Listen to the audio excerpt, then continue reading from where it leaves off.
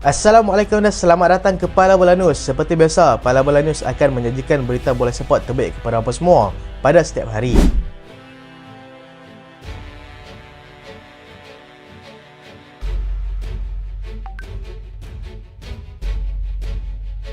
Kita mulakan dengan keputusan perlawanan Liga Perdana Inggeris. Manchester City menang 3-1 ke atas pasukan Burnley. Spurs juga menang ke atas pasukan Brentford dengan jaringan 3-2. Liverpool tidak berdepan dengan masalah untuk mudah atas pasukan Chelsea 4-1 di Anfield. Dan berikut adalah kedudukan semasa Liga Perdana Inggeris.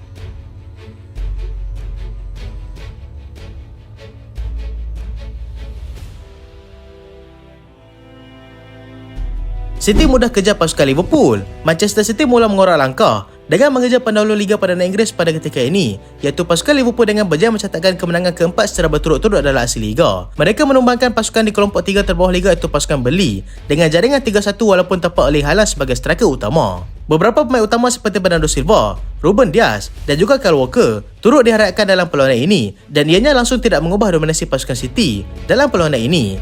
2 gol pantas Julian Alvarez pada minit ke-16 dan juga masing-masing dibantu oleh Matheus Nunes dan juga Kevin De Bruyne sudah cukup untuk meletakkan pasukan City selesa di depan. Rodri juga tidak ketinggalan mencatatkan nama selaku salah seorang penjaring dengan menambah gol ketiga pada minit ke-46 hasil bantuan daripada Phil Foden. Burnley pula berjaya mendapatkan 1 gol sagu hati menerusi Amin Adakil pada minit akhir permainan. City akan berdepan dengan pasukan Brentford selepas ini sebelum bertemu dengan pasukan Everton beberapa hari kemudian. Juga diramal tidak akan berdepan masalah untuk terus mengutip 3 mata maksimal untuk setiap perlawanan.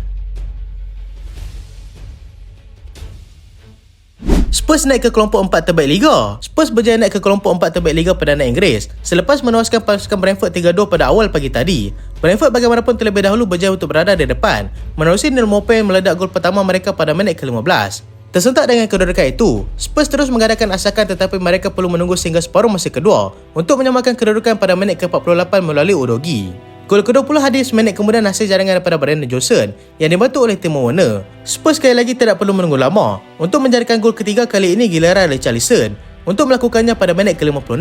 Brentford berjaya mendapatkan jurang dengan gol kedua menerusi Ivan Toney, tetapi itu tidak cukup untuk menaikkan semangat mereka untuk sekurang-kurangnya mencatatkan keputusan seri. Keputusan kekal 3-2 sehingga tamat perlawanan dengan pasukan Spurs kini berjaya memintas pasukan Aston Villa untuk naik ke tangga keempat dengan mengumpul 43 mata.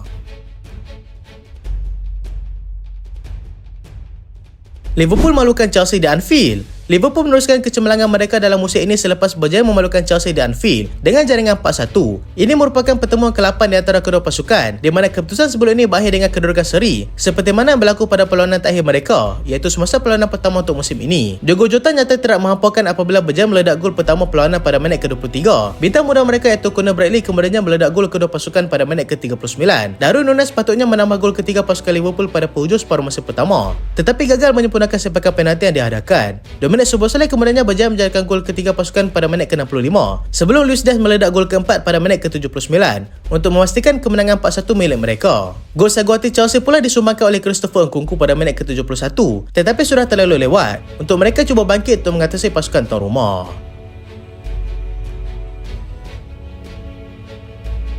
Kita lihat pula keputusan perlawanan di beberapa liga utama di Eropah. La Liga Spanyol, Barcelona menang tipis 1-0 ke atas pasukan Osasuna. Atletico Madrid menang 2-1 ke atas pasukan Rayo Vallecano. Dan berikut adalah kedudukan semasa La Liga di Spanyol.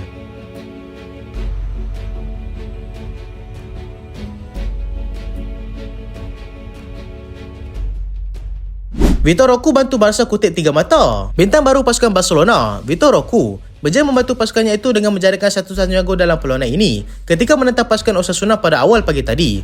Kemenangan itu sangat penting untuk pasukan Barca yang bakal kehilangan pengurus mereka, iaitu Xavi di akhir musim nanti, bagi meneruskan perjuangan mereka untuk sekurang-kurangnya menghabiskan Liga di kedudukan 4 terbaik. Kehilangan beberapa bintang utama juga dilihat telah memberikan peluang terbaik untuk dia tampil, menunjukkan prestasi sebenar yang dimiliki olehnya. Barcelona kini mengumpul 47 mata untuk berada di tangga keempat, berkongsi mata dengan pasukan Atletico, tetapi berbeza daripada segi jaringan.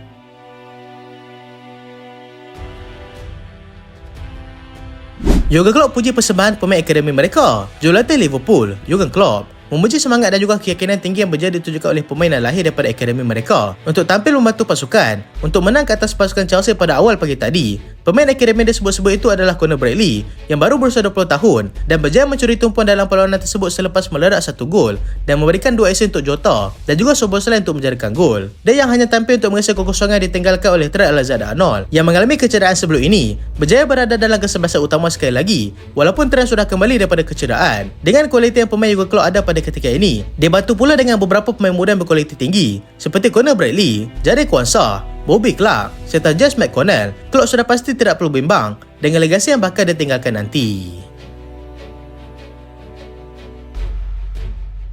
Ini adalah calon Director of Football di Manchester United. Beberapa nama sudah disebut-sebut menjadi calon untuk menggalas tanggungjawab sebagai Director of Football di Manchester United, yang kini pada asalnya sedang dibina semula oleh pemilik bersama kelab, iaitu Sir Jim Ratcliffe. Selepas United melantik Omar Barreda sebagai CEO terbaru mereka, tugas seronoknya adalah untuk mencari individu yang betul-betul layak bagi jawatan yang paling penting dalam dunia bola sepak moden pada ketika ini. Beberapa nama sudah familiar telah pun diletakkan dalam senarai mereka pada ketika ini, di antaranya seperti Dan Ashworth yang kini masih berkhidmat dengan pasukan Newcastle United. Paul Maldini belum menyertai mana-mana pasukan selepas meninggalkan pasukan Milan, serta Julian Ward yang pernah bersama dengan pasukan Liverpool sebelum ini.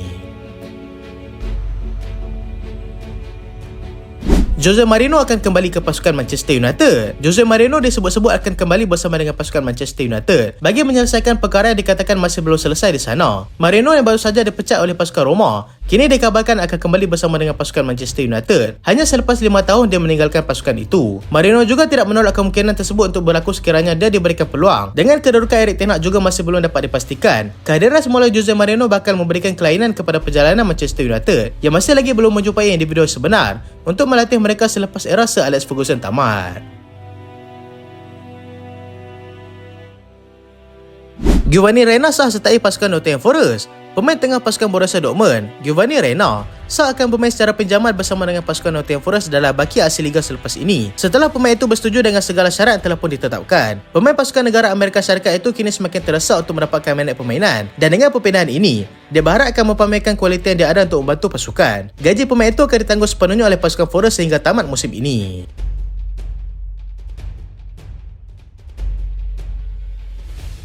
Carlos Alcaraz sertai pasukan Juventus. Pemain tengah pasukan Southampton, Carlos Alcaraz, memilih untuk meninggalkan pasukan dengan menyertai pasukan Juventus secara pinjaman dalam baki aksi musim ini. Perjanjian pinjaman di antara kedua pasukan dikatakan mempunyai option to buy jika Juventus berminat untuk mengekalkan pemain tersebut yang dianggarkan bernilai 29 juta pound.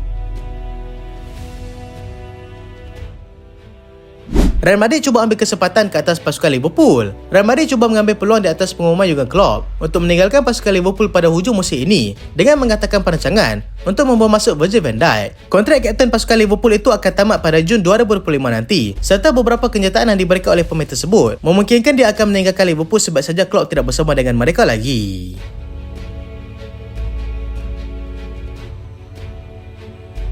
Karim Benzema kekal bersama dengan pasukan Al-Ittihad. Karim Benzema sebelum ini dikaitkan dengan perpindahan ke pasukan Arsenal dan juga Chelsea. Dilihat akan terus berada dengan kelab daripada Arab Saudi itu sekurang-kurangnya sehingga musim panas nanti. Perpindahan itu tidak dapat dilakukan selepas jendela perpindahan di Arab Saudi berakhir lebih awal, iaitu pada hari Selasa yang lalu.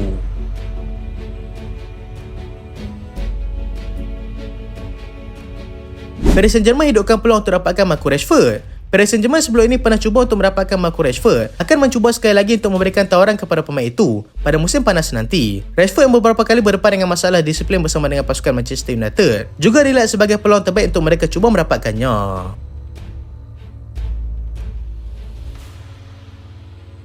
Itulah berita pada kali ini dan terima kasih sebab tonton sampai habis. Jangan lupa like, jangan lupa share, jangan lupa subscribe. Aku Solian. Assalamualaikum.